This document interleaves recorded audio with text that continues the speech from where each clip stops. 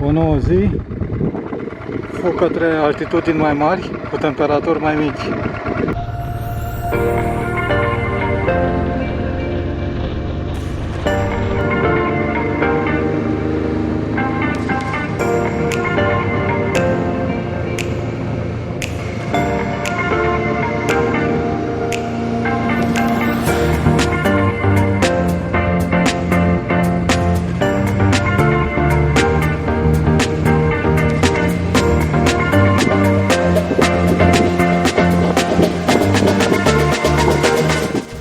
Mă îndrept către Isfahan astăzi.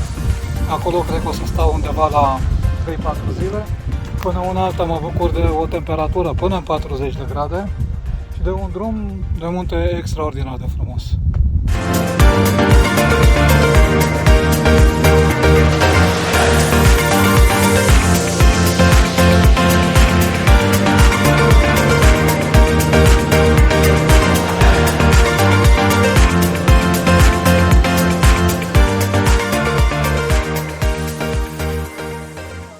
În sfârșit în Isfahan, temperaturi mai normale și sunt acum în parculețul lor central.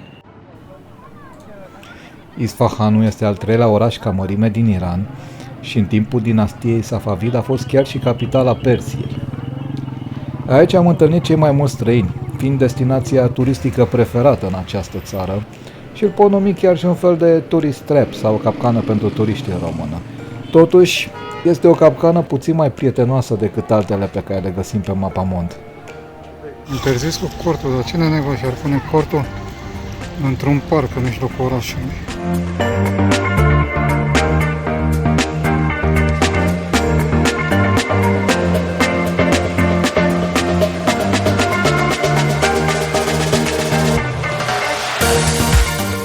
Marele bazar din Isfahan este unul dintre cele mai mari și mai luxoase din tot Iranul. Originile lui datând din secolul XI, însă structura actuală este din era Safavid și înconjoară practic piața centrală Nashke Jahan.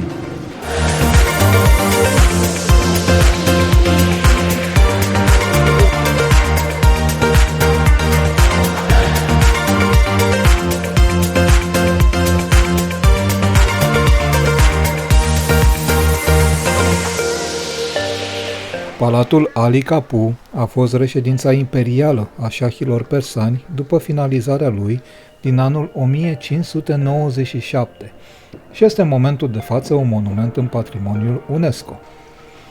Intrarea costă 1 milion de riali, aproximativ 3,50 euro și de la etaj poate fi admirată întreaga piață Nashke Jahan. Aici în parcuri ai voie și cu motocicletele chiar. Nu deranjează pe nimeni. Sunt motociclete bio. Încă unul, n-au nicio treabă în parcuri cu motorete. Și asta este Mare Moschia Abbasi, care se pare că totuși în momentul de față este un muzeu mai degrabă. Și aici tot 1 milion de riali a costat, dar puțin mai impresionantă decât palatul.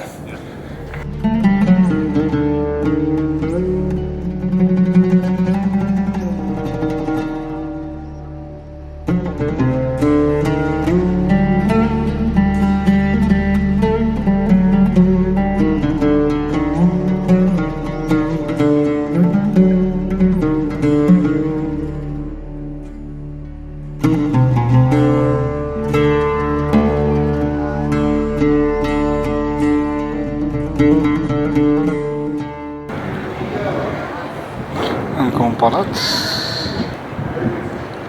care se numește Kehel, Palatul Kehel. Încă 1 milion ca de obicei.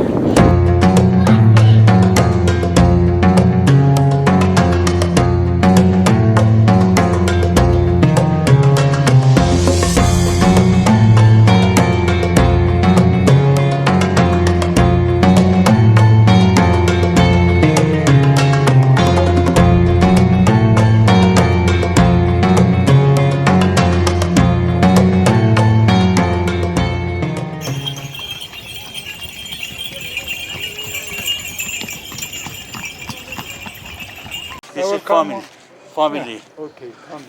This is my shop number 1. Okay. Thank you. Thank you. Nu-mi place să fiu nesimțit, însă într-un oraș plin de turiști, nimeni nu vrea să știe de unde ești. Pe nimeni nu interesează tura ta, ce faci, cum faci sau cum orice altceva. Îi interesează doar să-ți vândă ceva, un tricou, un tur, să fie un ghid. Și atunci încerc pe cât posibil să-i refuz politicoza, să țin Sky. Am încotro și efectiv le întorc spatele și cu asta basta.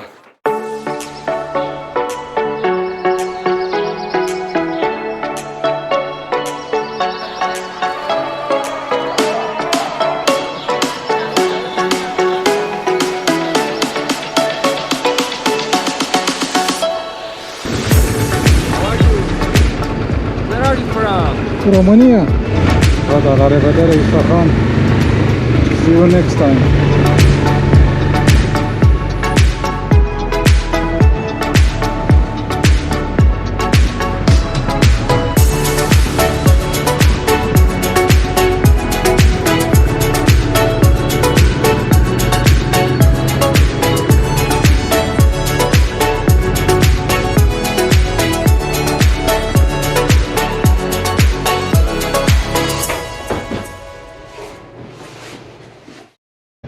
Pentru oricine ajunge în Shiraz, acesta este locul de vizitat.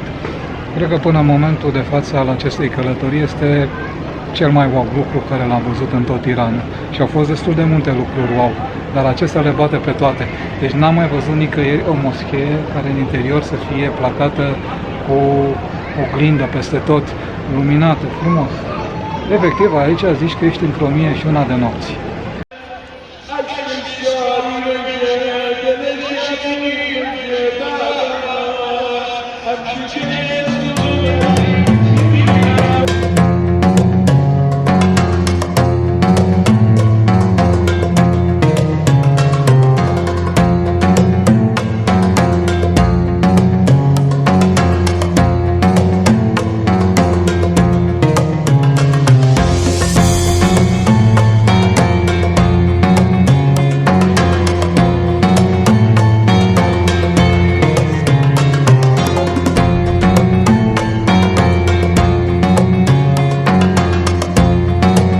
În mod normal, din câte am înțeles, nemusulmanii nu au voie aici, însă am găsit înțelegere la bază și mai mult de atâta, am intrat peste tot, în fiecare culoare, este efectiv super.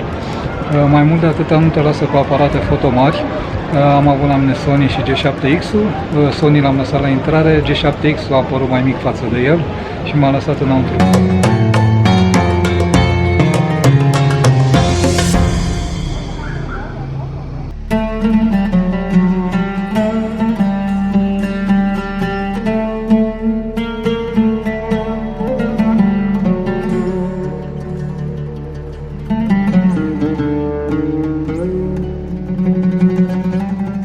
Ce moscheea Roz a fost o dezamăgire, nu că ar fi urâtă, dar foarte puțin de văzut. Aici, în apropiere, mai era și casa Narajestan.